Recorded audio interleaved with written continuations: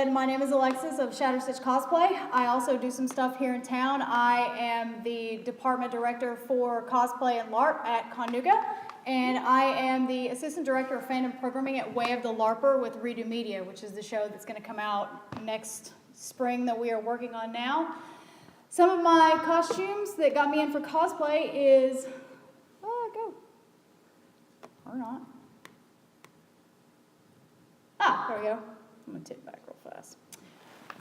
That is Lady Arima. She is from the game of Alsawar. She is my Water Deva pirate captain. So that is one of the NPCs that I play at a local game.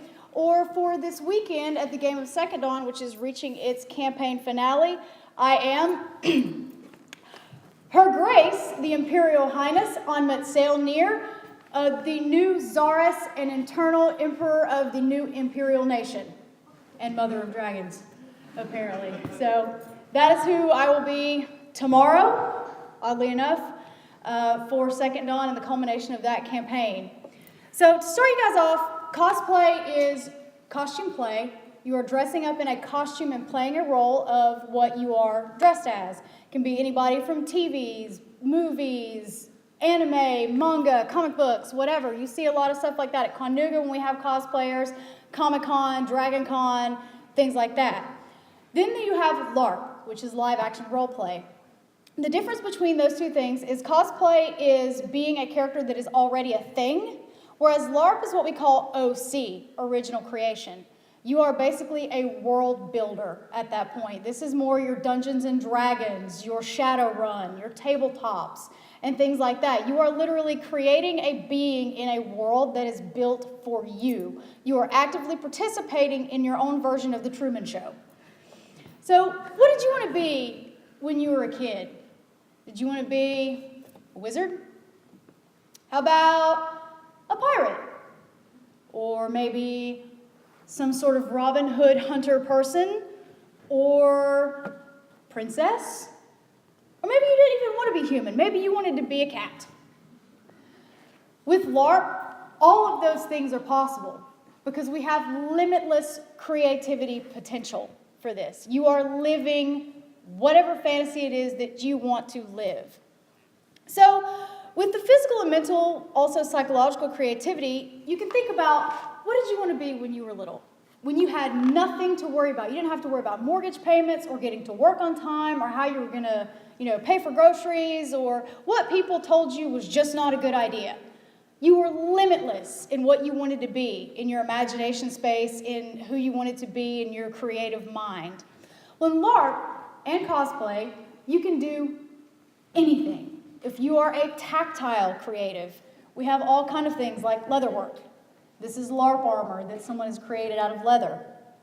If you are an artist of the pen and paper type, you make signage, banners. This is a banner that I made for my forge in Alsawar. If you are a mental artist, and mental creativity is where you write a bunch of letters. My winged character that I showed you earlier is a fae. What's the fun thing about fae? They write letters and contracts. So I never even have to lift a sword to get stuff done.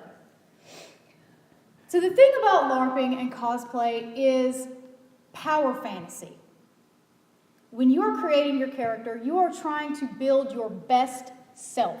What you view in your mind's eye makes you more powerful than you are in your daily life. Because I don't know if you guys pay a lot of attention to the news or what's going on right now, but raise your hand if you feel a little powerless in your life. Yeah, see, a lot of us. So what LARP does is it lets you exercise that power fantasy. 1 weekend a month, you go out in the woods, and instead of being Meek Bob from accounting, you're Trogdor the Burninator. And nothing can stop you. And you beat down your foes with, foam blades and save the day. You don't have to worry about your mortgage. You don't have to worry about who's going to feed the dog. You don't have to worry about the kids, your car payment, whatever, because none of that matters. This is my power fantasy in Badlands. This is called a character card. And what you do with this is you're basically statting yourself to be the most baddest badass that you can be. You will come up with a backstory of your character's just tragic past that made them this monster that they are. Or, I don't know, maybe you're a baker because you don't have enough free time and you just really want to learn to cook well. That is absolutely up to you. You are absolutely not limited to what you want to be. You don't have to be a head-to-toe warrior dressed in plate mail. You can be a tavern keep because you want to broker information, or maybe you just really like bread. I don't know. That's all for you. So you have to take this mental picture of what you want your power fantasy to be. No. I'll go back a little bit. That's not right. There we go. So this could be your idea. This is how you see yourself. Maybe you don't have this kind of gear, or maybe you don't have an owl. Not a problem, because in that world, you do. You can be a moon huntress with an owl familiar, which is going to be a marshal that does stuff for you, but I digress. You're a moon huntress with an owl. What's a marshal? A marshal is a referee. Although LARP is a fantasy world, we do have rules, regulations, and safety. You will have people who referee things, make sure that you can't just go hog wild with summoning demons and whatnot, because maybe your marshal says, well, you tried to call Bazagog, but he doesn't answer. You got his voicemail or something. So there is a little bit of structure. Don't worry. So this character is Jeddah. She's a water Elamani from a game down in Atlanta called Exodune. This is what we call a phys rep. This is my physical representation of her. But as part of the inclusion of power fantasy and how the world goes on, that's what she looks like in game. That's not right. Oh God, now it's doing stuff. Damn you, Apple. Stop. Okay, just kidding. So, Jeddah in game. This is Jeddah when I'm not in game. She had an unfortunate incident with a book of demons, but I digress. The thing about this is it's all inclusive. There's limitless potential. I'm not limited by my physical whereabouts. I'm not limited by my physical well-being. This goes on even when you're not there. You can constantly participate in your story.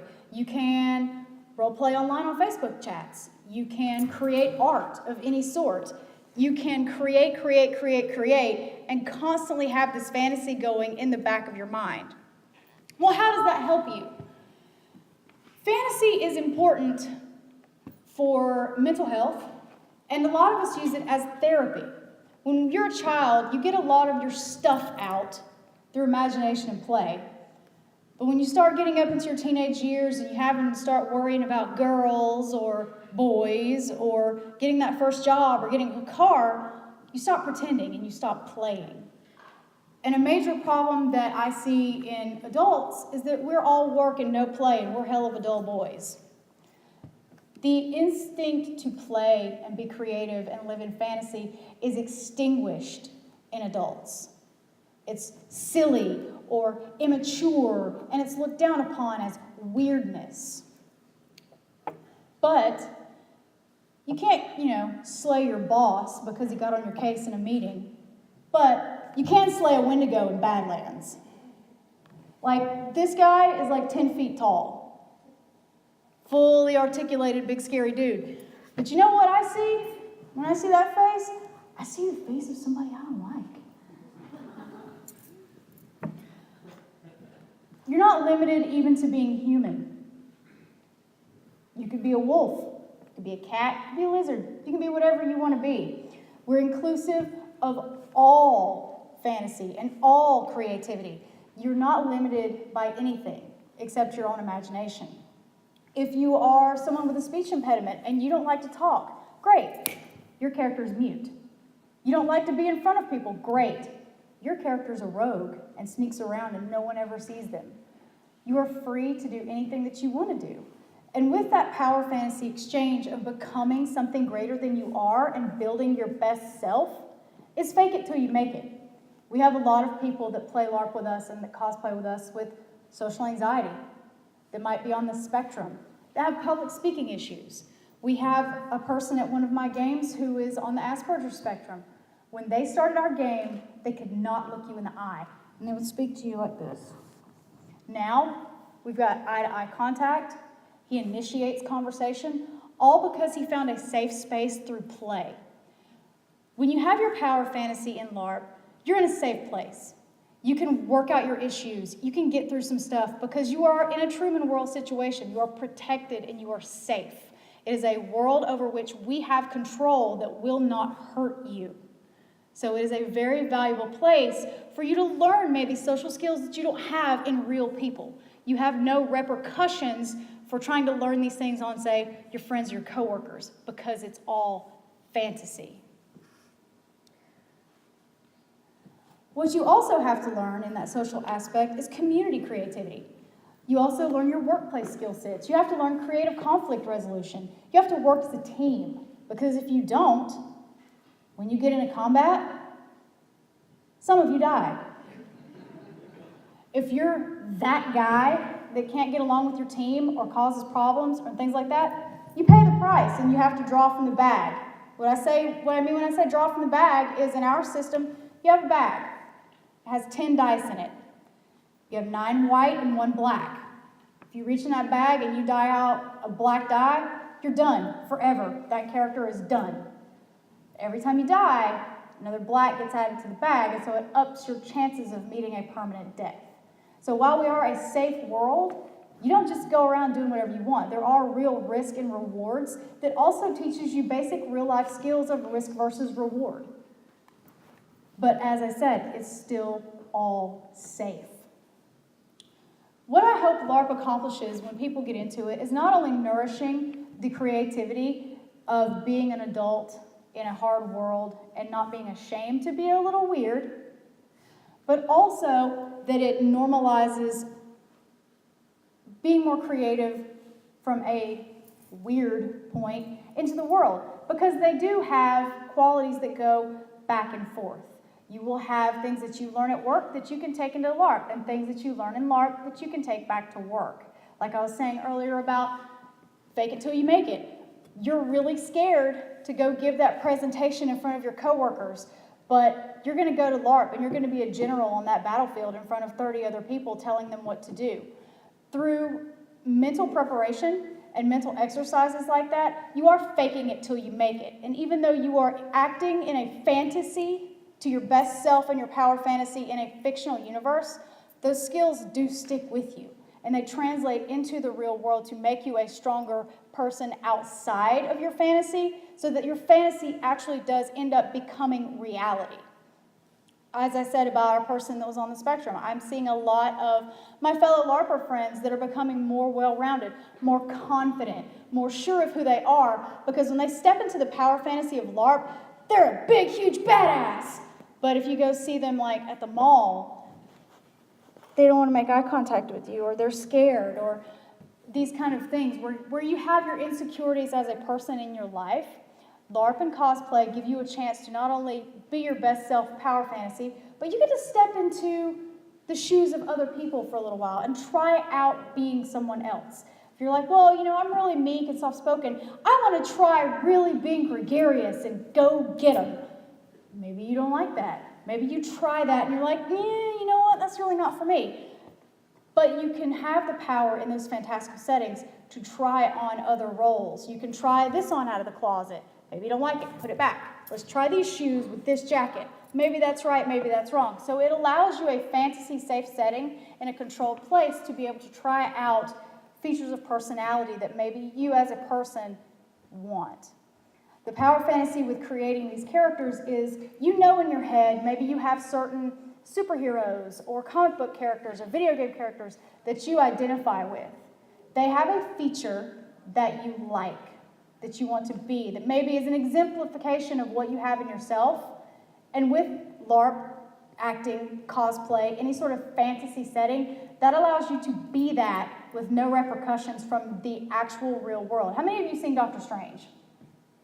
Show of hands. LARP is the mirror dimension, basically. You can try things there to work out your own thing, to do your own therapy, to handle your own issues within a safe fantasy that has no effect on the real world except for the positive. We have this thing that we call bleed. What bleed is when You affect your character, and your character affects you. It can be negative or it can be positive. Most of the time, bleed can be a very positive thing. I myself have experienced a lot of personal loss here in the past little while. Past several years, I've lost some family and things like that. Those were things that in my life I was not comfortable with expressing as a person. But in LARP, you know what? My dad got murked at my wedding at Second Dawn. That allowed me to express a lot of personal grief that I wasn't comfortable to express as Alex. But as Onmit, a teenage fae, I could lay on the floor and cry and no one would judge me. They don't know what I'm working through. They don't know what I brought into play that day. But I was allowed to exercise those emotions safely, privately, and it got it all out. So not only is it creative for physical crafting, creative crafting like writing, drawing, things like that, it's also creative psychologically for the doors that you open for yourself that you didn't know previously that you even wanted to go through.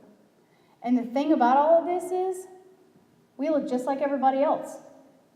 The thing about LARP is there is this kind of basement-dwelling Cheeto nerd stereotype about it. Other than our friend here in the middle, who's in the middle of some dramatic reaction of what's been happening, you can't tell which ones of us are LARPers and which one are just normal folks at the Chinese buffet. We have doctors, lawyers, engineers, teachers, retail workers, writers, videographers. We have people who work at very large corporations here in Chattanooga, at very large corporations in Atlanta, and all over the world that do this kind of thing because they are really, really fed up with board meetings and TPS reports and things like that during the week. They can come out there and they can do whatever they want. They can be heroes, they can be villains, they can be tavern keeps.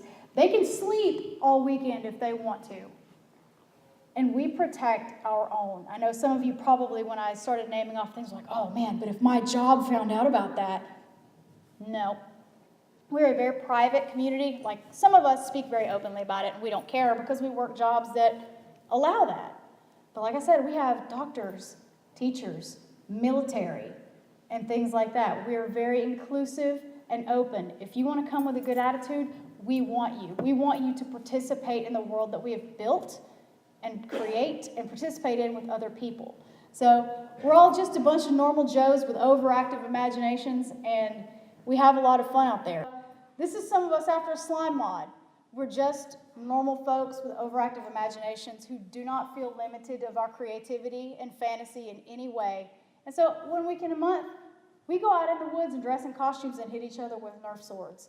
And I would love to extend that opportunity for fantasy to you guys. We have many, many LARPs here in the area.